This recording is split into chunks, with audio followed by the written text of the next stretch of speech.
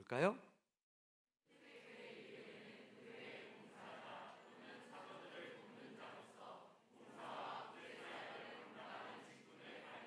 근데 거룩한 직분이 된 거죠. 똑같이 먼지 속에서 일해도 세상에서는 종이고 하인이고 노예인데 하나님 안에 들어오게 되니까 사도들을 돕는 자가 됐고 하나님의 집을 돌보는 사람이 된 겁니다. 오늘 여러분은 하나님의 거룩한 부르심을 받았고 이제 먼지 속에서 일하는 사람으로 살아가야 되는 겁니다. 제일 중요한 거, 집사라고 하는 것은, 특히 서리 집사라고 하는 것은 어떤 일을 맡기기 위해서 세운 사람들입니다. 교회에 해야 될 일이 있는데 그 일들을 하라고 공식적으로 일할 수 있는 권한을 준 것이 서리 집사인 겁니다. 그러니까 여러분은 스스로 자신이 교회됨을 위해서 해야 될 일, 내가 먼지 속에서 해야 될 일을 스스로 기본적으로 찾으셔야 합니다. 그게 서리 집사가 해야 될 가장 중요한 일일 겁니다. 먼저 골로새서 1장 7절, 23절, 25절 읽어보겠습니다. 이와 같이 우리와 함께 종된 사랑하는 에바브라에게 너희가 배웠나니 그는 너희를 위한 그리스도의 신실한 일꾼이요. 이때 신실한 일꾼이 집사인 거예요. 23절. 만일 너희가 믿음에 거하고 터 위에 굳게 서서 너희 들은 바 복음의 소망에서 흔들리지 아니하면 그리하리라. 이 복음은 천하 만민에게 전파된 바요. 나 바울은 이 복음의 일꾼이 되었노라. 25절. 내가 교회의 일꾼 된 것은 하나님이 너희를 위하여 이게 내게 주신 일개 먼지 속에서 일하는 장거입니다. 그러니까 사도들조차도 자기 자신을 먼지 속에서 일하는 사람이라고 얘기했고 뱀이창에서 노젓는 사람이라고 말을 한 겁니다. 중요한 것은 내게 주신 직분을 따라 23절에 보면 복음을 전하는 일에 교회 들어왔고 시간이 지났으니까 내가 서리 집사가 되고 또 집사가 되고 권사가 되고 장로가 되고, 그거는 신앙의 본질이 아닙니다. 직분은 일을 잘 하라고 주는 게 아니라 그 일을 하고 싶은 불이 타는 사람들이 맡아서 하는 겁니다. 여러분이 꼭 그런 사람 됐으면 합니다. 그러니까 세월이 지나가고 시간이 지나가니까 계단이 올라가는 것처럼 계급이 올라가는 게 아니라는 거죠. 내가 헌신하고 싶고 내가 봉사하고 싶고 하는 그 거룩한 열정이 마음속에 일어납니까? 그것들이 나로 하나님의 거룩한 직분을 맡게 한다는 것을 여러분이 꼭 기억하셨으면 좋겠습니다. 빌립보서 1장 1절 말씀도 굉장히 좋습니다. 읽어볼까요? 빌립보서 1장 1절. 그리스도 예수의 종 바울과 디모데는 그리스도 예수 안에서 빌립보에 사는 모든 성도와 또한 감독들과 집사들에게 편지하노니. 누구에게 편지한대요? 집사들에게 편지한대죠. 집사들은 하나님께 직접 편지를 받는 사람들입니다. 얼마나 멋져요. 여러분이 꼭 그런 사람 되길 바랍니다. 디모데전서 3장 8절 말씀. 이와 같이 집사들도 정중하고 일구이연을 하지 아니하고 술에 임박히지 아니하고 더러운 일을 탐하지 아니하고. 네. 집사들은 어떤 사람이냐? 일구이연 안 한다. 그리고 정중하다. 정중하셔야 됩니다. 더러운 이익을 탐해서도 안 됩니다. 혹 그런 일이 있었다면 빨리 회개하고 돌이켜야 합니다. 정중한 건 말이 없는 게 정중한 게 아니죠. 말을 하는데 품위 있게 하는 게 정중한 겁니다. 정중하길 바랍니다. 그리고 일구이연하지 않도록, 어떻게 사람이 일구이연하지 않을 수가 있습니까? 말이 바뀌죠. 그러나 지키려고 최대한 노력하는 모습을 보여주어야 합니다. 자, 집사의 자격 첫 번째.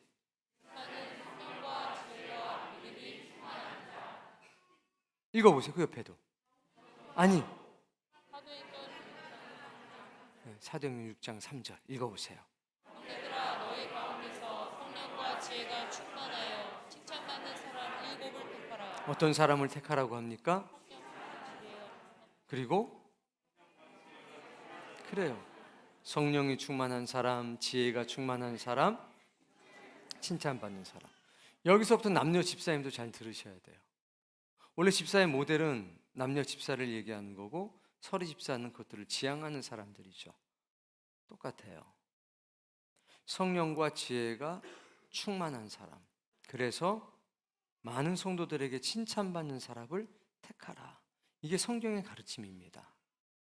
우린 스스로를 바라봐야 됩니다. 어떤 직분을 맡게 됐을 때 열심히 일하는 거 중요합니다. 그런데 더 중요한 게 있습니다. 열심히 일하는 것보다 더 중요한 것은 나를 성경화시키고 나를 하나님의 뜻에 합당하게 만드는 겁니다. 열심히 일하는 건 기본입니다. 그건 자랑이 아니라 열심히 일한다 내가. 근데 사람들이 몰라준다. 아니요. 열심히 일하는 건 기본입니다. 그 기본 이외에 3가지가 있어야 됩니다. 첫 번째, 성령이 충만해야 됩니다. 두 번째, 지혜가 충만해야 됩니다. 세 번째, 칭찬받아야 합니다. 1번과 2번이 되면 3번이 따라오는 겁니다. 열심히 하는 것은 뭐라고요? 기본. 근데 열심히 하는 걸 자랑한다면 기본이 안 돼 있는 겁니다. 그리고 열심히 하는 게 안 된다면 그것도 기본이 안 돼 있는 겁니다. 열심히 하는 건 기본입니다. 20대 청년들 한번 손 한번 들어보세요. 20대 청년들, 여러분 열심히 하십니까? 그건 기본입니다. 자랑거리가 아니에요. 누가 열심히 안 합니까? 아이고, 이렇게 하시면 됩니다. 열심히 하는 건 기본입니다. 30대 열심히 하십니까? 기본 하는 거예요. 그거 자랑할 필요 없어요. 나는 열심히 하는데 너는 열심히 안 하고. 아니, 기본도 안 되는 애한테 뭐다라고 얘기를 해요. 그냥 둬요. 그건 뭐라고요? 기본. 누구에게? 일꾼들에겐, 집사들에겐 뭐라고요? 그건 기본입니다. 자, 근데 나에게 성령이 충만함이 있어야 됩니다. 자, 성령의 충만함이 있으면 어떤 일이 있는지 한번 맞춰보세요. 제가 예를 들어주고 힌트를 들어줄게요. 성령의 충만함을 2가지로 비유했습니다. 첫 번째, 잔에서 물이 넘쳐나는 것. 그래서 예수님께서는 그걸 확대해가지고 나를 믿는 자는 배에서 생수의 강이 흘러 넘칠 것이라. 그러니까 성령 충만을 얘기하신 겁니다. 그 전에는 잔에서 물이 넘치는 것을 얘기했는데 예수님은 그걸 뛰어넘어서 여기서 뭐가 나온다고요? 생수의 강이 흘러 넘친다. 그게 성령 충만입니다. 사막에서 어떤 특정한 장소에서 물이 터져 나오면 어떻게 됩니까? 네? 그 땅이 살아납니다. 그걸 성경적인 용어로 4글자로 얘기할 수 있습니다. 일단 기본적으로 미음, 디귿, 시옷. 끝에는 산입니다. 미음, 물된 동산. 그게 물된 동산이 되는 거예요. 그런데 내가 움직이는 물이잖아요. 내가 서 있으면 거기서 생수의 강이 흘러 넘칩니다. 물된 동산이 되면 메마른 사막이 꽃이 피게 되고, 꽃이 피고 나무가 자라고, 강물이 흐르면 새와 짐승들이, 사람들이 쉴 수 있는 공간이 되겠죠. 죽음의 땅이 생명의 땅으로 바뀌는 겁니다. 물된 동산이 되면 어떤 일이 있습니까? 기쁨이 넘쳐요. 이게 첫 번째 비유입니다. 그럼 성령이 충만한 사람이 있는 자리엔 어떤 일이 있는 겁니까? 기쁨이 넘쳐요. 안 되는 일이 되게 되는 역사가 있어요. 바로 되진 않죠. 성령이 충만한 사람 옆에는 위로가 있고 휴식이 있고 안식이 있습니다. 그래서 사람들이 칭찬하는 겁니다. 두 번째는 성령 충만이 어떻게 비유가 되어 있냐면 나무에 손뭉치를 댑니다. 그리고 손뭉치에 기름을 푹 적셔 놓습니다. 그리고 거기에 불을 붙입니다. 성령을 소멸하지 말라 할 때가 그겁니다. 그 불을 끄지 말라. 근데 보세요. 나무에다가 솜을 감았어요. 많이. 기름을 듬뿍 적셨어요. 거기다 불을 붙였습니다. 꺼질까요? 바람 불면 꺼지나요? 그러면 어떻게 이게 꺼지나요? 모래에 전체를 다 집어넣어야 합니다. 땅 속에 전체를 집어넣어야만 꺼집니다. 저절로는 절대 안 꺼져요. 비가 와도 안 꺼집니다. 바람이 불어도 안 꺼집니다. 땅 속에 집어넣고 오랜 시간 동안 붙들고 있어야 꺼집니다. 그게 소멸이에요. 결국 성령 충만은 막대기에 기름이 푹 젖은 손뭉치에 불을 붙여놓은 상태가 성령 충만인 겁니다. 어두운 밤에 그 불은 사람에게 기쁨이 되고 위로가 됩니다. 갈 길을 보여주는 거죠. 우리가 무엇을 해야 될까? 누가 거기에 대한 답을 가지고 있습니까? 성령 충만한 사람. 어렵고 힘들면 성령 충만한 사람 곁으로 몰려드는 겁니다. 그리고 모든 것이 선명해지고 분명해지는 겁니다. 이런 사람이 누굽니까? 성령 충만한 사람. 이런 사람을 무엇으로 세우라? 집사로 세워라. 자, 그 다음은 어떤 사람? 지혜가 충만한 사람. 지혜는 뭐라고 그랬습니까? 문제 해결 능력. 지혜가 충만하다는 얘기는 문제 해결 능력이 충만하다는 겁니다. 그때 문제 해결 능력은 기술이라고 말씀을 드렸습니다. 이거 뭐예요? 이게 지혜예요.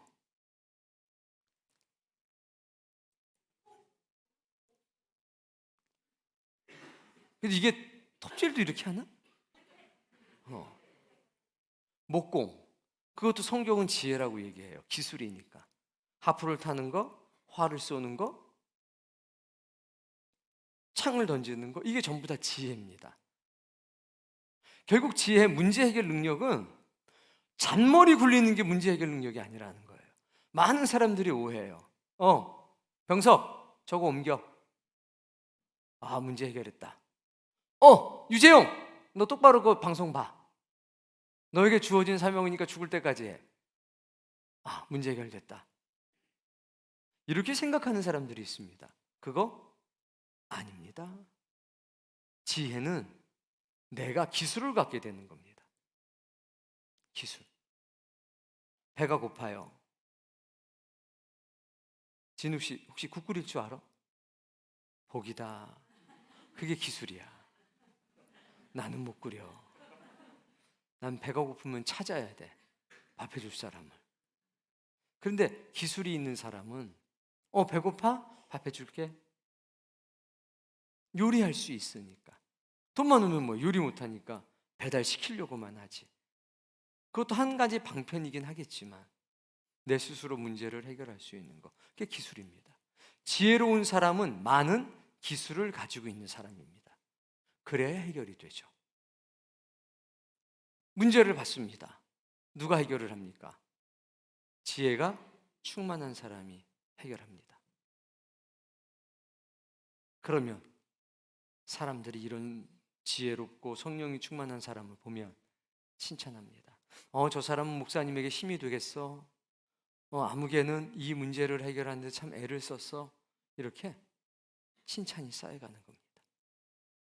또 다른 누군가를 시키게 되면 그건 지혜로운 사람이 안 되는 겁니다. 누구들 가운데서는, 집사들 가운데서는. 그게 사도행전 6장 이제 3절의 말씀입니다. 성령과 지혜와 믿음이 충만한 사람들. 여러분이 오늘 이 밤에 그런 은혜와 은총을 경험했으면 좋겠습니다. 금요일 토요일 날 직분자 세미나를 하는데 거기서 이런 얘기가 나왔습니다. 질문이 들어왔어요. 내가 어떤 일을 하는데 이 일을 할 사람이 없어서 제가 그 일을 계속해야 되고, 잘하니까 또 일을 맡겨주고, 잘하니까 또 다른 일도 맡겨주고, 점점 일을 계속 맡겨줘서 힘들어서 도저히 내 역량이 감당이 안 될 지경이 됐는데 어떻게 해야 됩니까? 라고 했더니 뭐라고 그러셨나요? 강사 목사님이? 복이다. 라고 했죠. 근데 그 이야기를 누가 해야 되느냐? 본인이 해야 돼요. 본인이 깨닫고 저에게 이 일이 계속되니까 이거 참 제가 감사하고 복받을 만한 일이네요 라고 해야 되는데, 진욱 집사님이 그랬던 건 아니야. 진욱 집사님이 다은이 옆에 있다가 잘 들었지? 그러니까 네가 끝까지 해야 되는 거야 라고 그러면 이건 잘못된 거예요. 그건 문제를 만드는 사람들이 그렇게 얘기하는 겁니다. 만약에 다은 집사가 그런 상황이에요. 그럼 진욱 씨는 어떻게 해줘야 돼요? 너무 고마워. 네가 그렇게 어렵고 힘든 줄 몰랐어. 내가 너에게 작은 도움이라도 되면 좋겠는데 나는 이미 늙어버렸네. 네가 일할 때 필요한 거 있으면 얘기해. 내가 거기 들어가는 돈의 30%는 항상 내가 보조해 줄게. 이렇게 해야 아름다운 게 되는 거예요. 잘 들었지? 딴 생각하지 말고 열심히 일해. 그게 복이야. 그거는 강사 목사님이 할 일이지 옆에 앉은 집사님이나 권사님이 할 얘기는 아니라는 거죠. 그렇게 얘기하면 뭐가 생기느냐? 문제가 생겨요. 그게 문제가 생기는 거예요. 또 다른 문제가. 이해가 되시나요? 그렇게 말하는 사람을 꼰대라고 그래요. 은혜 받고 그걸 누구한테 적용시키냐? 다른 사람한테 적용시키고 나는 해결했다. 어떻게 해요? 쟤 보고 내가 계속 하라고 그랬어. 열심히. 이게 굉장히 작은 차이인데 놀라운 결과를 만들어냅니다. 그러니까 우리는 이런 것들에 대한 충분한 생각을 가지고 있어야 될 것 같습니다.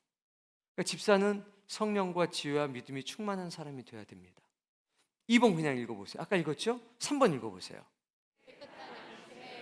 4번, 한 아내의 남편으로서 자기 집을 잘 5번.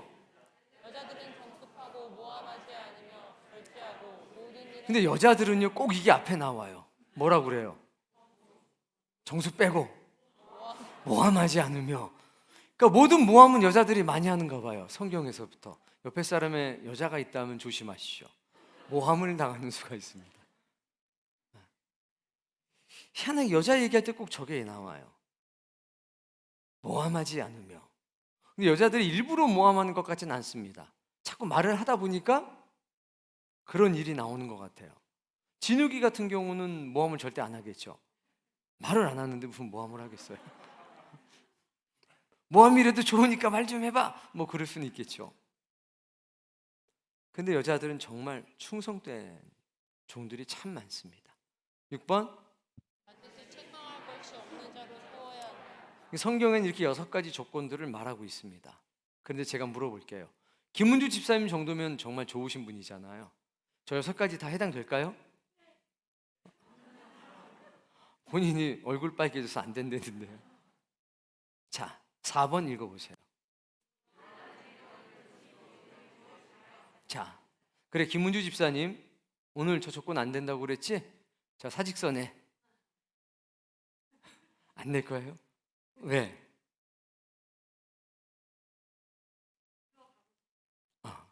하나님께서 이런 조건을 두신 거는 야, 너 자격이 안 되니까 관도 이제 잘못 뽑았어.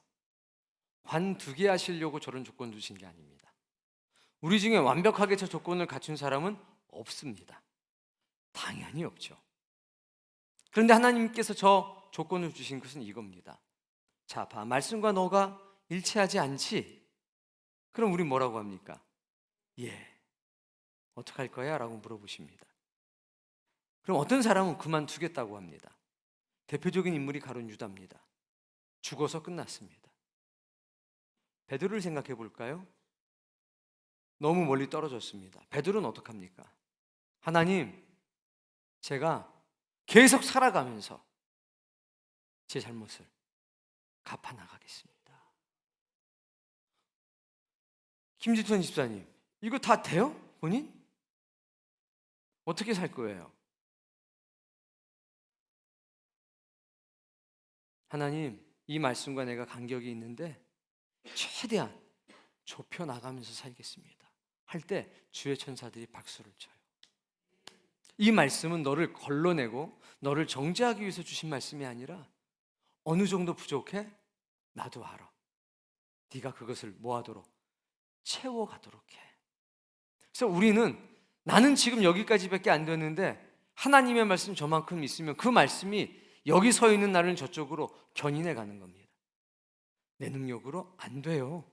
그러나 주의 옷자락을 붙들고 최선을 다해 살아가면 이 땅에 있는 우리가 하늘로 돌아가는 것과 마찬가지로 부족한 내가 은혜 안에서 조금씩 조금씩 변화돼 가기 시작합니다.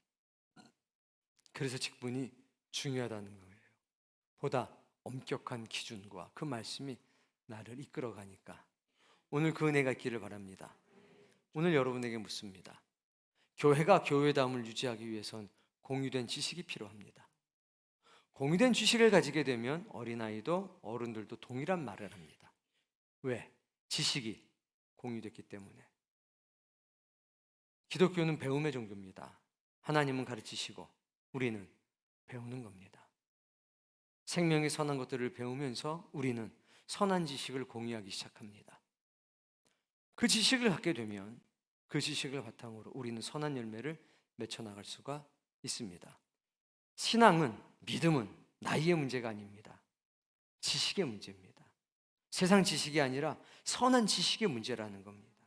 선한 지식이 많이 공유될수록 우리의 공동체는 강해지고 우리의 생각에서, 우리의 말에서, 우리의 행동에서 선한 것들이 튀어나가기 시작합니다. 그때 우리는 말할 수 없는 벅찬 감격과 감동을 느끼는 거고, 이런 생활이 반복되면서 우리는 인생의 마지막 순간에 하늘로 돌아가게 된 복을 누리는 겁니다. 이 놀라운 은혜가 여러분에게 있기를 바랍니다. 선한 지식을 담도록 하십시오. 이 세상에서 어떤 직업 가느냐 하나도 안 중요합니다. 어느 대학 가느냐 하나도 안 중요합니다. 중요한 것은 어떤 직업을 갖느냐가 아니라 그 직업을 가지고 뭘 하느냐가 중요합니다.